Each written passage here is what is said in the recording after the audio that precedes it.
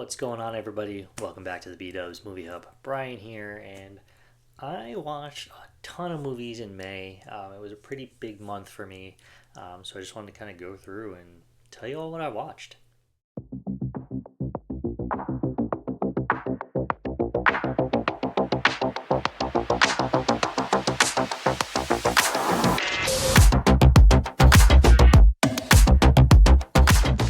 So I watched 35 movies in the month of May, which is a lot for me. I feel like I usually don't watch that many, but I watched more movies than there are days in the month, so I feel like that's a win for me.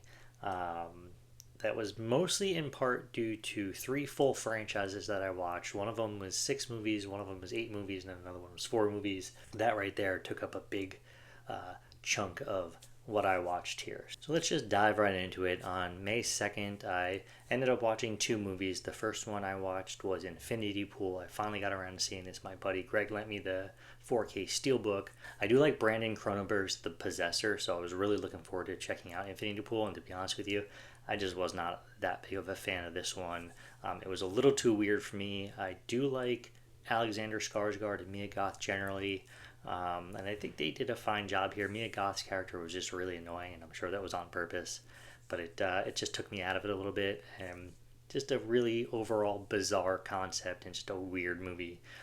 So I gave it 3 stars on Letterboxd. So later that night, I watched The Thaw on Tubi. This is another Val Kilmer movie. I mentioned it a couple times. I am working through some of his lesser known movies and kind of checking out some of his more popular ones as well, just because just a great actor that we lost too soon. So I watched The Thaw. I gave it 2 stars on Letterboxd. It's not a great movie.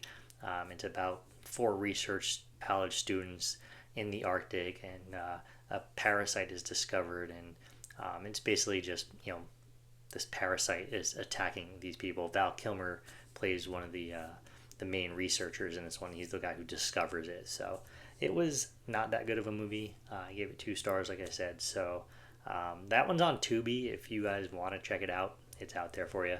On May 3rd, I finally checked out Bullet Train here on 4K. I got this really nice looking steelbook. I really enjoyed this movie. I gave it 4.5 stars on Letterboxd. I thought it was a lot of fun. It's got a really good cast with Brad Pitt, Aaron Taylor Johnson's in it. It's just a really, really fun movie that takes place kind of like in one setting, basically on this train. And I don't know, I really enjoyed it. A lot of fun. I missed it in theaters a couple years ago when it came out, so I felt like it was finally time to check it out. So I did, and I really enjoyed it. Well worth it. If you haven't seen Bullet Train, check it out. All right, on May 4th, I wanted to watch something kind of cheesy. I know, May 4th is like Star Wars Day, but I did not watch Star Wars. I watched a movie called Shark Night. This was interesting. It was directed by David R. Ellis, who's done a couple of the Final Destination movies. I thought this was alright, actually, for kind of like a B shark horror movie. I give it 3 stars on Letterboxd. I don't know, I just thought it was pretty decent. I bought this at Big Lots a while back, and just, it was like a couple bucks, so I figured why not, and I was pretty surprised by it. So again, 3 stars on Letterboxd for Shark Night. So it's the director of The Final Destination, which is probably one of the worst ones. Just kidding, it is the worst one. We'll get into that in a little bit here as I talk about some more movies that I watched. But that was Shark Night that I watched here on Blu-ray. Later that night, I checked out Felon. I watched this one on Tubi as well. It's another Val Kilmer movie. It also stars Stephen Dorff, who gets imprisoned after killing a man who was attempting to break into his house. And he ends up being a cellmate with Val Kilmer's character. I really thought Kilmer did a fantastic job in this movie. I gave it 4 stars on Letterboxd. I think it's still on Tubi if you haven't checked out Felon. I highly recommend it. I need to see if it's on Blu-ray anywhere, because I'd like to add it to the collection because it was really good, and I feel like I would definitely watch it again. On May 5th, I took the day off work and I did a triple feature at the movies. My buddy Greg joined me for 2 out of the 3. The first one we saw was Rosario. I didn't really care for this one. It's a pretty short movie at only 88 minutes, but I actually feel like it could have benefited from another like 10 minutes or so. I don't know, I feel like it was lacking something. It had some good jump scares, but for the most part, I just was not a fan of Rosario, and I gave it 2 stars on Letterboxd. The second movie we saw was Thunderbolts. I'm a Marvel guy. I've always loved Marvel Comics and the MCU. I actually really enjoyed Thunderbolts. I gave it 4 stars on Letterboxd. I thought the cast was fantastic. Florence Pugh is great. David Harbour is just phenomenal. He is so funny in this movie.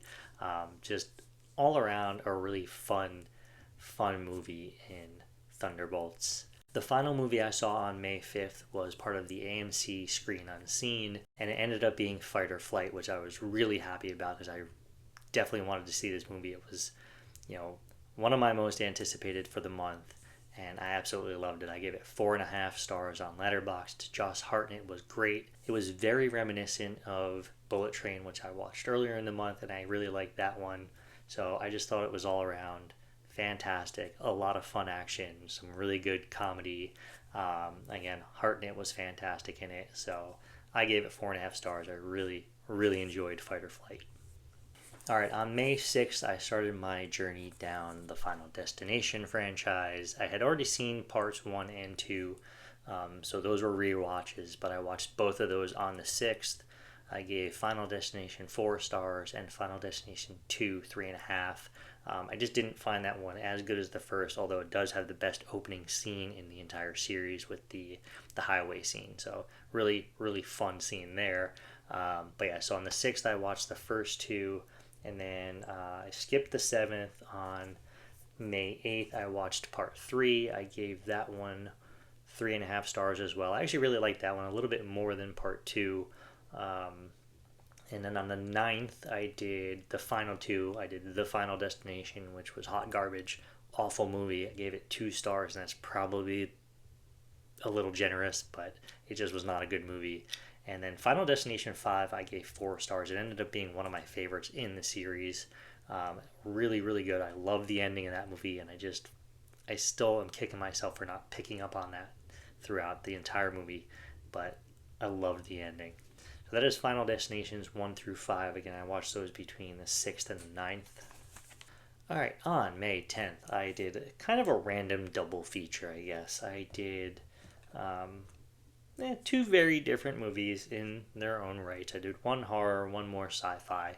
But the first one, I had never seen this before. I picked this up on Amazon, and it was about time that I checked it out, and that's Sleepaway Camp. I just picked it up on Blu-ray. It was on sale. There was a Scream Factory sale on Amazon, so I picked this one up, and I finally watched it, and wow.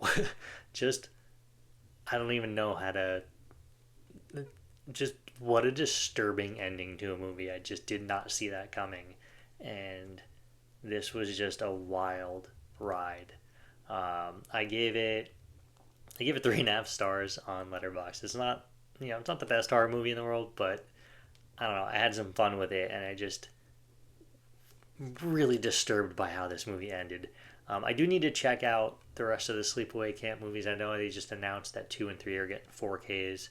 I'll probably pick them up on Blu-ray at some point, but I don't think I need the 4K since I didn't pick up the 4K in this one. But that's Sleepaway Camp. Again, 3.5 stars. Just a wild movie. Alright, and then later that night I watched Dark Angel. This is on 4K. It's actually another Scream Factory. I have always liked this movie. I like the other title better. It's also known as I Come in Peace. I prefer that title over Dark Angel, but it was released as Dark Angel here. Dolph Lundgren is in this one, and I don't know, I always had a lot of fun with it. I gave it 4 stars on Letterboxd. It's just a cheesy 90s sci-fi movie, and who doesn't love a good little alien movie, right?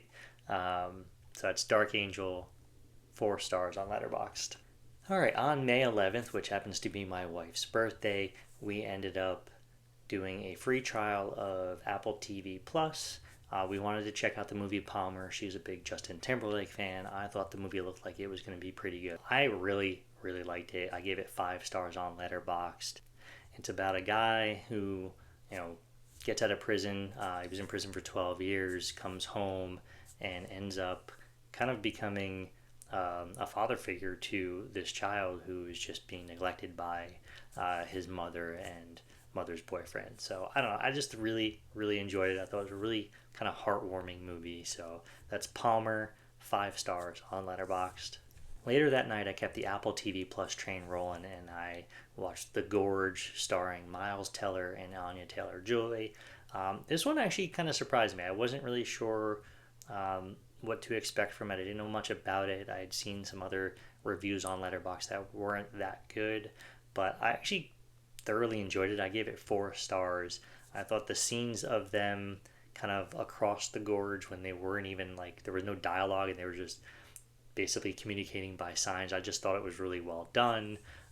There are some callbacks to The Queen's Gambit that Anya Taylor-Joy is in, and there's a little callback to Whiplash with Miles Teller, which I still need to see that movie. Pretty sure it's back here on the shelf, so I definitely want to check that one out at some point because I've heard really good things about it. So that was The Gorge. Again, I give it 4 stars. I actually really, really enjoyed it. Then on May 12th, I did another Apple TV Plus movie, and I went with Finch, starring Tom Hanks. This is another one of his like lone movies where he is just kind of on his own, sort of, in a post-apocalyptic world this time. He builds a robot called Jeff that, I don't know, I found it very funny, the interaction between him and this robot. I thought it was a really good movie. I gave it 4 stars on Letterboxd. I thought Tom Hanks was really good in it. I think Finch is a really good story. It's got a lot of heart. And I'm kind of looking forward to a sequel called Finch 2, The Adventures of Goodyear and Jeff, because, I don't know, I just think that would be kind of funny. But that is Finch that I watched on Apple TV Plus. I don't know how long we're going to keep Apple TV Plus. We did kind of let that free trial kind of roll into a month, so I think we have maybe a few weeks left on it, and there's still some shows that we're watching. Right now I'm kind of liking the movies that are on Apple TV Plus, and we have a few shows that we're watching, so maybe we'll keep it for like another month or two. We'll see. All right, so I didn't watch anything on the 13th, 14th, or 15th, but on May 16th, I started down the road of rewatching the Mission Impossible movies. I started obviously with part 1 here. Absolutely great movie. I gave this 5 stars on Letterboxd. I guess I won't go too in deep on these. I did a whole ranking on these. I'll link that at the end here so you could check that out if you haven't already. But the very first one, I gave this 5 stars. I absolutely love this franchise. And these steelbooks are really, really neat. I do like this design. I kind of talked about that a little bit in the video. But that's part 1. I watched this one on the 16th. And then immediately after, on the same night, I watched Mission Impossible 2. This one I originally gave 4 stars. I knocked it down half a star. But to be honest with you, I really feel like 4 stars is probably pretty fair. It's still a fun movie. It's got some really good action. It's just the slow motion is just killer. There's just no need for the slow motion in this. I talk a little bit about that in the ranking video, but yeah, that is Mission Impossible 2. So I did a double feature of the first 2 on the 16th. Then on the 17th, I went to the movie theaters. My wife and I, we did a bit of a double date with Greg and Lauren, our friends, and we saw Final Destination Bloodlines. I really enjoyed it. I gave it 4 stars on Letterboxd. I thought it was a really good entry into the Final Destination franchise. It was a lot of fun, had a whole lot of bloody kills. I did a whole video talking about that movie, did a little review, and I did a full ranking on the entire franchise since I had watched that earlier in the month. So again, I will put the link down in the description below to that video so you could check it out. And then later that night on the 17th, I got back into the Mission Impossible franchise with part 3, another 5-star entry into this franchise. Absolutely love part 3. Tom Cruise is fantastic in this. Philip Seymour Hoffman is so good. Again, I just did a video on these, so I'm not going to go too in depth, but that's part 3. I gave this one 5 stars as well. I didn't watch anything on the 18th, but then on the 19th, I watched Ghost Protocol. Spoiler alert, another 5-star review for me on this one. Absolutely love this movie. A lot of fun. The Dubai scene where he climbs the Burj Khalifa Tower is just fantastic. It's just really good. A lot of fun. Ghost Protocol, 5 stars. Again, in the really nice looking steelbooks here. I love this design. On the 20th, popped in Rogue Nation. Watch this one. Another fantastic entry into this franchise. It's one of my favorite franchises of all time. This one is no shocker either. 5 stars. Absolutely love it. Such a fun movie. Him hanging off the side of the plane at the beginning is just such a crazy stunt. And I don't know. Absolutely love this one as well. On the 21st, watched Fallout. Another one. Awesome. 5 stars. Just one of the best ones in the franchise. Definitely. It is so good. Henry Cavill is fantastic in this one. I talked about it in my ranking video. I just was really surprised at Henry Cavill's performance in this one. I really enjoyed it. Cruise again, fantastic. Ving Rhames, Simon Pegg, the whole cast, just so good, so good. All right, I didn't watch anything on the 22nd, but on the 23rd, I rewatched Mission Impossible: Dead Reckoning, another 5 star. This is one of my favorite movies from 2023. I absolutely love it. Just such a fun movie. The whole Oriental Express scene is so good. The base jump scene is fantastic. Just a lot of crazy stunts in this one as well. So that is Dead Reckoning, 5 stars on Letterboxd. Then on the 24th, I went and saw Mission Impossible: The Final Reckoning, and again, 5 stars on Letterboxd. No surprise. Absolutely love this franchise. It's so much fun. The movie is great. I really enjoyed it. If you haven't, check it out. There's a lot of callbacks to the earlier films, and it's just so much fun. So, again, that is Mission Impossible: The Final Reckoning with 5 stars on Letterboxd. All right, later that night on the 24th, I wanted to watch something just a little different after watching the entire Mission Impossible franchise for the week. So I popped in The Carpenter. This is from Vinegar Syndrome. It stars Wings Hauser, who passed away earlier this year as well. And I don't know, I'd wanted to see this. I picked this up at the Chiller convention at the Vinegar Syndrome booth. I was kind of hoping this was going to be a little bit better. I gave it 2 stars on Letterboxd. I just wish there was a little bit more blood and guts to it. There's definitely some fun kills, and Wings Hauser is just... He's not as crazy as he is in some of his other movies. I thought he was a little bit more tame in this one, but I don't know. It was all right. I gave it 2 stars. I wanted this one to be a little bit better. All right, on May 25th, I watched The Exorcist on 4K. So this is actually not mine. My friend Greg lent this to me. I do have the Blu-ray back here, but he's been talking to me about The Exorcist Part 3 for a long time, and how that's a direct sequel. I had never seen Part 3. So he lent me Part 1 here. I rewatched it. I had never seen it on 4K, but I did rewatch it here. I love this movie. It's 5 stars for me. I think it's probably 5 stars for most people, but I don't know. It's such a good movie. I forgot kind of how slow this is. It's a bit of a slow burn. I hadn't seen it in many years, but overall, just such a great horror classic in The Exorcist. And then a couple days later, on the 26th, I popped in The Exorcist Part 3. I had never seen this one. I actually really, really enjoyed this. It's basically a direct sequel to the original, but it doesn't feel like an Exorcist movie for the most part.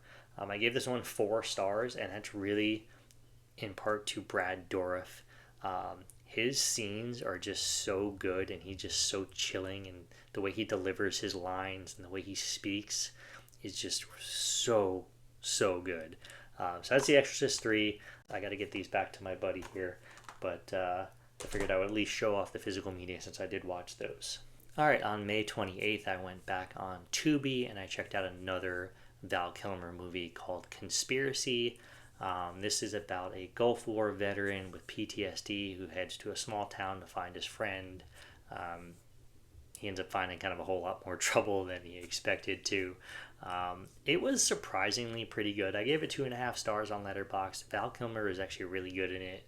And it also stars Gary Cole, who plays a pretty good villain in this one. So that's Conspiracy. I do think that they were pulling it off of Tubi. If I remember correctly, when I watched it a few days ago, I think it only had like maybe 4 days left, so I have a feeling maybe it was coming off on June 1st. But if you have a desire to check out Conspiracy, just pop on Tubi and see if it's still there. All right, to round out the month of May, I watched the entire Wishmaster collection here on Blu-ray. I picked this up at New Jersey Horror Con. Robert Kurtzman had a booth there. He directed part one, did all the makeup and practical effects for it. Part one, I gave 3 stars. I watched that on the 30th. I thought it was really good. The opening scene is a lot of fun. There's a lot of really good practical effects in this movie. I think he's just a master in practical effects, and it really showed in that movie. I watched Wishmaster 2 right after that on the same night, and not as good as the first one. I gave that one 2 stars. Kurtzman did not return to direct part 2, but Andrew Divoff, who was in the first one as well as the Djinn, I thought was fantastic. He did a really good job in both movies. He did not return for 3 and 4, which is just a shame, but I think there was just some stuff going on with that. So on the 31st, I watched part 3. I gave that one 1 star. It's not a good movie, not at all. Apparently, Andrew Divoff actually wrote a script for it, but the producers thought it would be too costly, so they did not make it. I feel like they probably should have made his script because I think it would have been a lot better. So Wishmaster 3, Beyond the Gates of Hell, gets 1 star from me. And then Wishmaster 4, The Prophecy Fulfilled, horrible. Gave it half a star. It's just a bad movie. I kind of wish that Kurtzman was more involved in the rest of this series here, but I think he had a falling out with the producers, as did Andrew Divoff. So it really shows they just really took a dive after part 2 with this set. I have it signed here by Kurtzman. He also signed the inside of it. I showed this off when I did a little video on the New Jersey Horror Con that we went to, but that is the entire Wishmaster collection, and that's my entire watch list for May of 2025. It's already June. I cannot believe it is already June. This year is flying by. There's some good movies coming out the rest of this year, so really looking forward to watching some more stuff. But yeah, let me know down in the comments below what you all watched. What do you think of any of these movies if you checked them out? I know it was a big month for Mission Impossible, so I think a lot of people may have done some rewatches to catch up on that series. But that's it. I hope you guys liked the video. Give it a thumbs up. Subscribe to the channel if you haven't already, and share this out with your movie-loving friends. I'm on Letterboxd, Instagram, and Facebook. I will put the link in the description below to all those social media platforms. Thank you again for watching, and I'll catch you next time.